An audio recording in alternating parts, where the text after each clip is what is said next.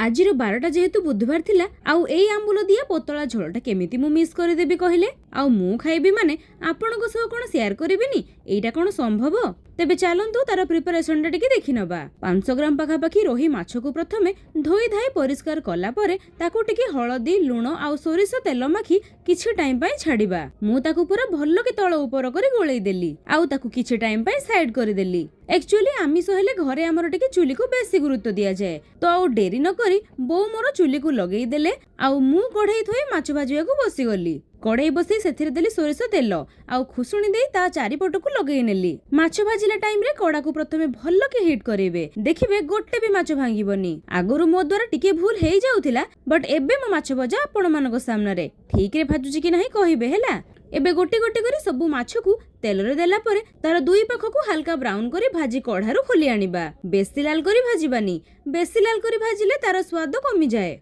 मु एठी दुई छाक करी कढ़ारू सब माछ को भाजी खोली आनिली। अच्छा माछर को पार्ट माने पेटी मुंड कि लांज को पार्ट को खाइबा को आपण माने बेसी पसंद करंदी कहिबे तो। अच्छा एबे सेई बळका तेल रे आमे सबु आळू को टिके लूण दे भाजी नबा एबे आळू भी हमर टिके लाल हेई गलानी ताकू भी प्लेट को खोली आनिबा आळू एठी हमर 50 to 60% सिझी जाईछि। एबे तेल रे दबा 5 फुटण को चुन चुन कटा पियाज को तेल रे देई टिके भाजीबा परे सोरिष अदा रसुण शिलबटा मसला को देई मसला पानी सह कसी चलीबा कसा कसी सरिला परे हळदी गुंड लंका गुंड देई आउ टिके कसीबा परे गोटे छोट टमाटर कटा दबा आउ स्वाद अनुसार लूण ऐड करी गोळेला परे झोळ अनुसार पानी देई पानी को फुटेइबा आउ पानी फुटी गला परे भजा माछ सब को सेथिरे दबा आउ भजा आलू को भी सेथिरे दबा आलू को भाजीबा समय रे हमर आलू सेठी 60 to 70% सिझी जायतिला। एबे आलू को झोळ दे टिके फुटेइला परे शेषरे दबा दुईटी आंबुल को आगो आलू को देई सिझेइबे नहले खट्टा पड़ी गला परे आलू आउ सिझिबोनी जे मु एठी दुईटी आंबुल को यूज करिछि खट्टा पई। माछ झोळ को आउ टिके फुटिला परे चुली रु ओल्हाई आनिबा आउ ताकू आ गोटे पात्र को उजाडी नबा